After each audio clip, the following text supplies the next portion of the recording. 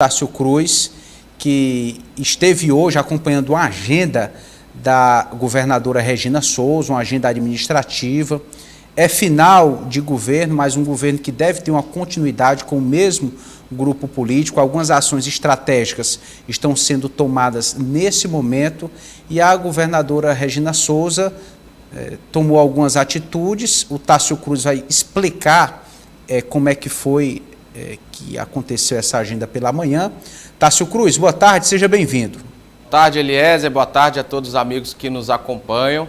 É verdade, Eliezer, a governadora fez revelações importantes hoje pela manhã. Eu acredito que tem um problema com o áudio, ou o áudio do Tássio no ar, ou o retorno aqui para mim no estúdio. É só o retorno no estúdio. Bom, Tássio, então eu vou deixar com você, você pode ficar à vontade para trazer essas informações até a gente se posicionar aqui. É verdade, Eliezer. Hoje a governadora teve uma agenda na penitenciária, né? Major César foi visitar reeducandos do sistema que fizeram cursos, né? E receberam os certificados hoje. E a gente conversou com ela, Eliezer, sobre esse processo de transição. Como o amigo de casa sabe, o governador Rafael Fonteles foi eleito, né? Com 57% dos votos, e agora inicia esse processo de transição. E a governadora Regina Souza avaliou esse processo tão importante. Os primeiros nomes já começam a surgir, como comentamos ontem, o secretário de Fazenda, Antônio Luiz, já foi confirmada a sua permanência para o governo de Rafael Fonteles. Essa equipe de transição deve ter nomes importantes, como, por exemplo, o coordenador de campanha, Chico Lucas, né, ex-presidente da OAB, ex-diretor do Instituto de Regulação de Terras do Piauí. Também deve ter o ex-secretário de governo Osmar Júnior, que possivelmente vai integrar essa equipe. E a governadora Regina Souza falou sobre esse processo de transição e confirmou o nome do secretário de governo Antônio Neto como o representante, como o coordenador da parte do atual governo para essa equipe de transição. Vamos ouvir o que ela disse.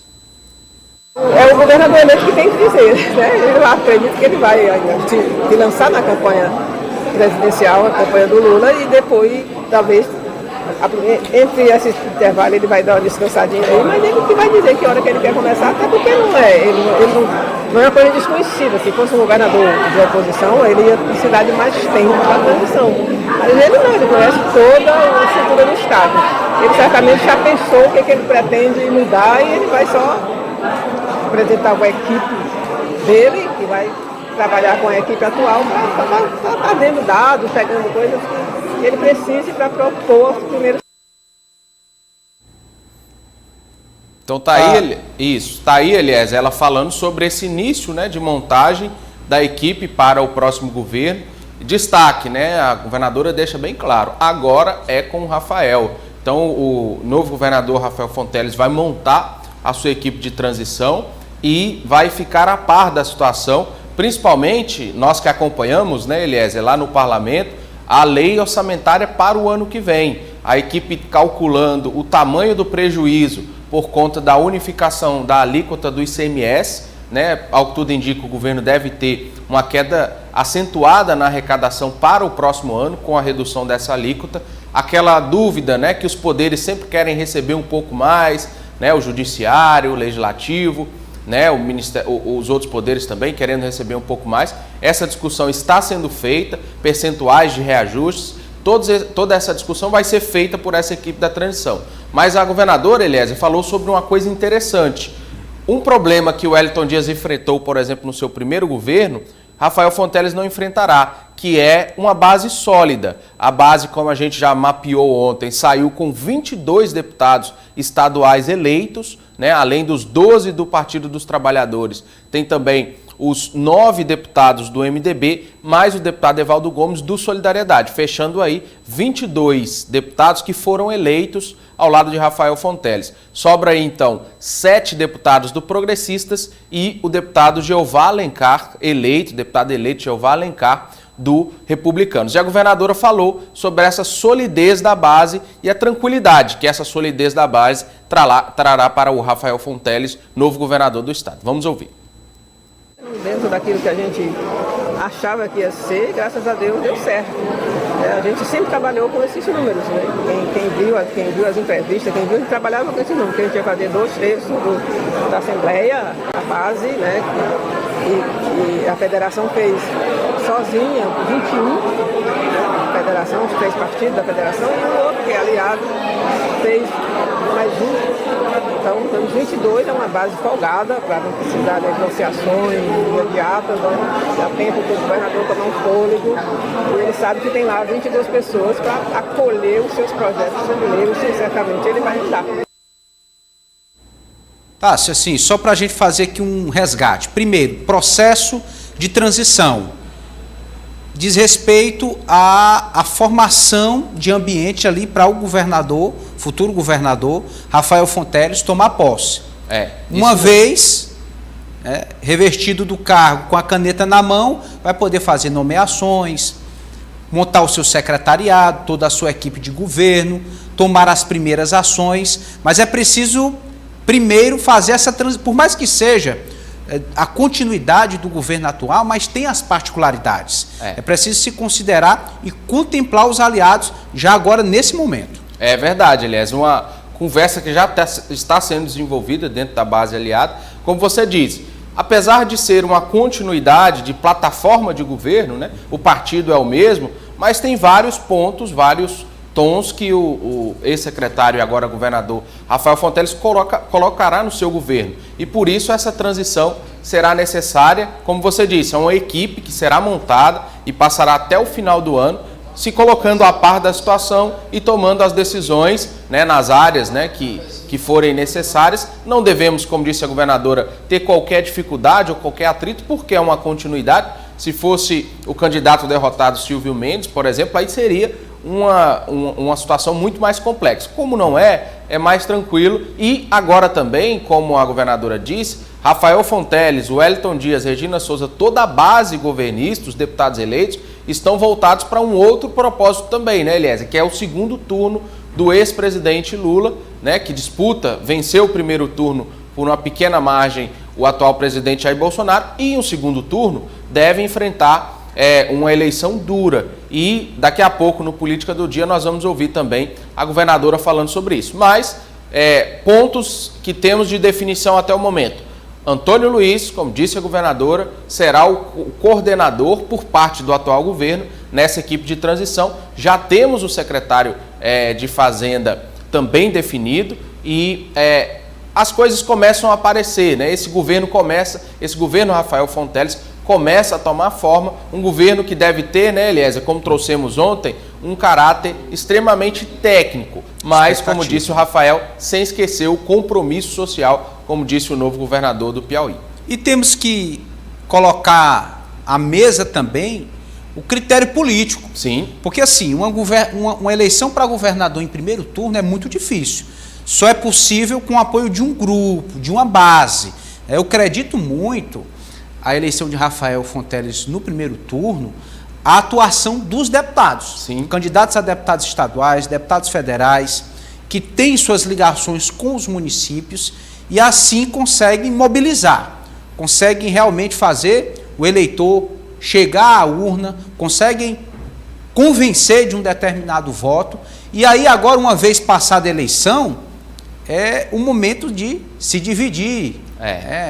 O saldo da balança, né? Ver como é que vai ficar, né, Elias? Quais os critérios que serão estabelecidos? Quais deputados serão mais ou menos contemplados? Nível, né, de participação, quem vai ter mais espaço, quem não vai. Exatamente. Né? Agora essa conta está sendo feita, mas, como a gente disse, não tem o empecilho de ter que negociar com alguém que votou do outro lado, né? Então, já pode até se conversar. Essa parte está excluída. Essa parte, em primeiro momento, não existe a possibilidade. Então, a gente vai acompanhando, né, Eliezer, como vai sendo montada essa equipe. Claro, vamos trazer todos os detalhes aqui em primeira mão para o amigo de casa, trazer assim que as informações surgirem. Mas o que a gente comentou, né, eu comentava na nossa abertura, que começa a tomar forma. É um governo que começa a tomar cara, começa a tomar forma esse próximo governo que comandará o estado do Piauí pelos próximos 4 anos. Tássio gosta de matemática, já fez até um levantamento da votação do ex-presidente Lula aqui no Piauí, um estado que se destacou,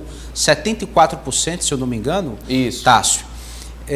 Mas aí tem um segundo turno da eleição, e nós conversamos agora há pouco aqui com o deputado Georgiano, ele disse que o objetivo é aumentar. Ou seja, o piauiense que não votou em Lula vai ser procurado por alguém. É realmente uma autoestima contagiante para ainda ter essa meta, hein, Tássio?